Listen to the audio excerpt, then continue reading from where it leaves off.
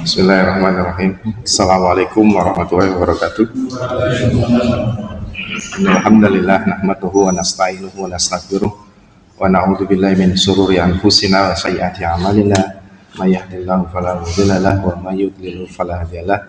Asyhadu an la ilaha illallah wa asyhadu anna Muhammadan abduhu wa rasuluh. An-nabiyya ba'da. Sallallahu alaihi wasallam Muhammadin abdika wa nabiyika wa rasulika nabil ummi wa ala alihi wasallim taslima anta tama khatabi ilmuk wa khatabi qalamuk wa ahsan kitabuk wardallahumma an sadatina Abi Bakri wa Umar wa Utsman wa Ali wa sahabati ajmain wa tabi'ina wa tabi'ihim bi ihsanin ila yaumil. Alhamdulillah rabbil alamin, segala puji syukur hanya milik Allah SWT.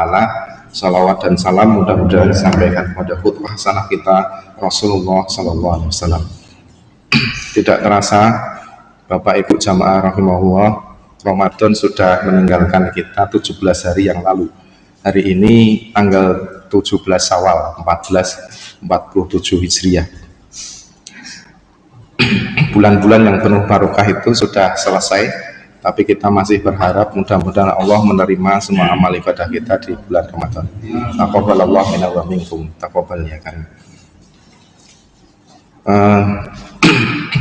Syawal itu kata sebagian yang mengetahui bahasa Arab artinya peningkatan gitu, bulan peningkatan gitu. Memang di bulan ini tidak insentifnya tidak seperti bulan Ramadan. Tapi untuk menyemangatinya, mari kita mengingat kembali firman Allah kepada Nabi Muhammad SAW dan sudah disampaikan kepada kita di surat Fatir ayat 6. A'udzubillahi minasyaitonirrajim. Bismillahirrahmanirrahim. Inna syaitana lakum aduwwun fastahinuhu aduwwa. Sesungguhnya setan itu bagimu adalah musuh, maka posisikanlah setan itu sebagai musuh gitu. Itu kata Allah seperti itu. Kalau di bulan Ramadan Bapak Ibu, semangat kita untuk berbuat kebaikan, mengasah takwa kita, itu begitu semangatnya kita, karena hikmahnya bulan Ramadan itu adalah bulan menahan gitu ya. Kita mudah untuk melakukan kebaikan dan mudah untuk menghindari kemungkaran. Nah, setelah itu maka kalau kita bisa merasakan, loh kok seolah-olah kita agak berat ya untuk membaca Quran 1 juz 1 hari gitu ya. Loh kok rasanya kok kita qiyamul lail kok berat ya untuk melaksanakan 2 rakaat saja setiap malam gitu. Loh kok biasanya kita setiap hari kita mudah saja mengeluarkan uang kita untuk berinfak, tapi kok ini kok susah ya, di hari Jumat aja kok susah mengeluarkannya, dan seterusnya gitu ya.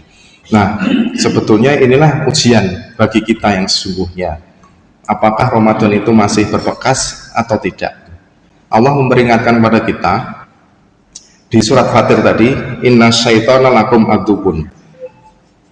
Lakum, bagi kamu manusia itu, setan itu adalah musuh gitu, aduwwun gitu. Jadi setan itu bukan musuh untuk makhluk Allah selain manusia gitu. Bukan musuhnya hewan, bukan musuhnya tumbuhan dan lain sebagainya, tapi setan itu musuhnya manusia gitu. Fasta'idhu aduwwah gitu ya. Jadi posisikanlah setan itu sebagai musuh kalau memang dia itu musuh gitu. Artinya kalau kita melihat sejarah ke belakang, ketika penciptaan manusia pertama kali, bapak kita Nabi Adam itu sudah digoda oleh setan gitu ya. Sudah diberikan bisikan-bisikan untuk tidak taat pada Allah gitu ya, untuk kufur terkait dengan nikmat Allah, untuk berbuat maksiat terkait dengan larangan-larangan Allah dan seterusnya gitu ya. Jadi kita perhatikan ketika Nabi Adam diberikan bisikan-bisikan terkait dengan keindahan-keindahan untuk melakukan yang dilarang oleh Allah gitu ya. Ketika dilarang untuk mendekati sajarah itu, bahkan Nabi Adam itu mendekati dan memakan buahnya gitu ya.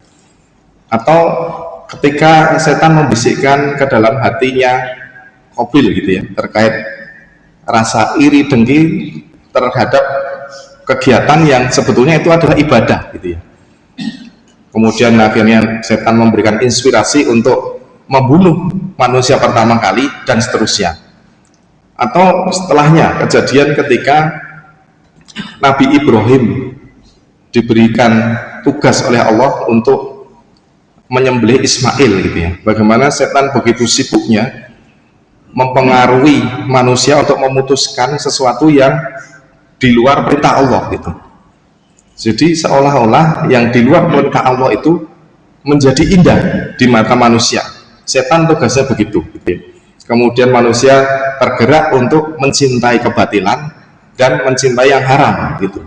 Padahal sesungguhnya Allah menganjurkan pada manusia untuk mengerjakan yang ma'ruf dan mencintai yang halal, cukup dengan yang halal saja.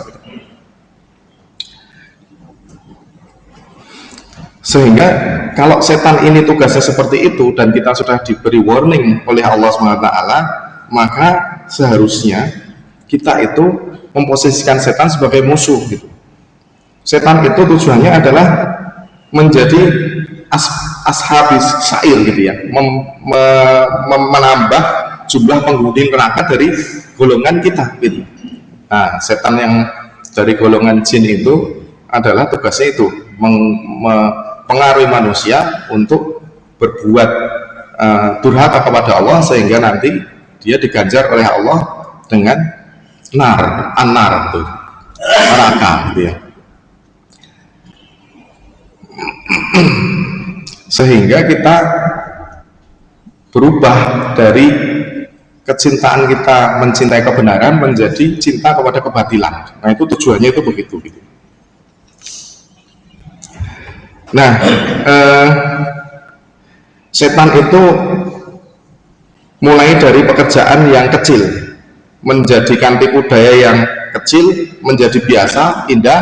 Kemudian kita merasa bahwa berbuat dosa kecil itu menjadi biasa. Kemudian dosa kecil itu kita ulang-ulang, sehingga tidak ada dosa kecil yang diulang adalah menjadi dosa kecil, jadi melainkan menjadi dosa besar gitu.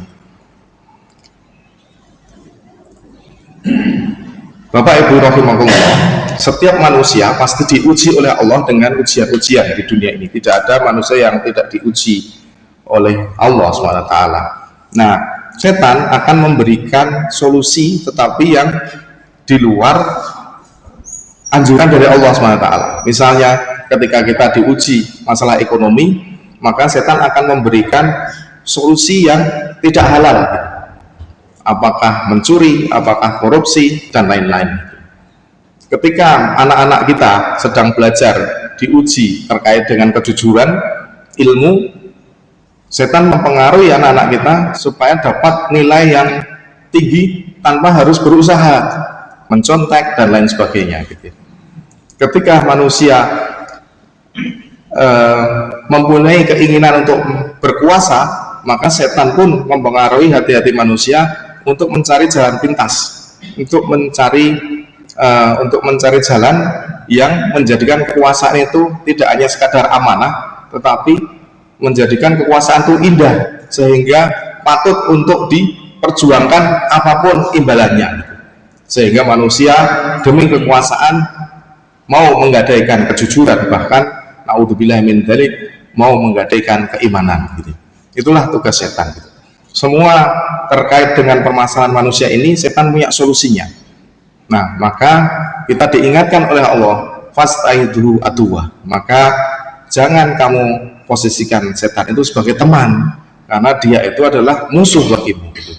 Kalau kita memposisikan setan sebagai teman, kita mentolerir dosa-dosa kecil, maka suatu saat kita akan menganggap dosa besar itu menjadi dosa yang biasa.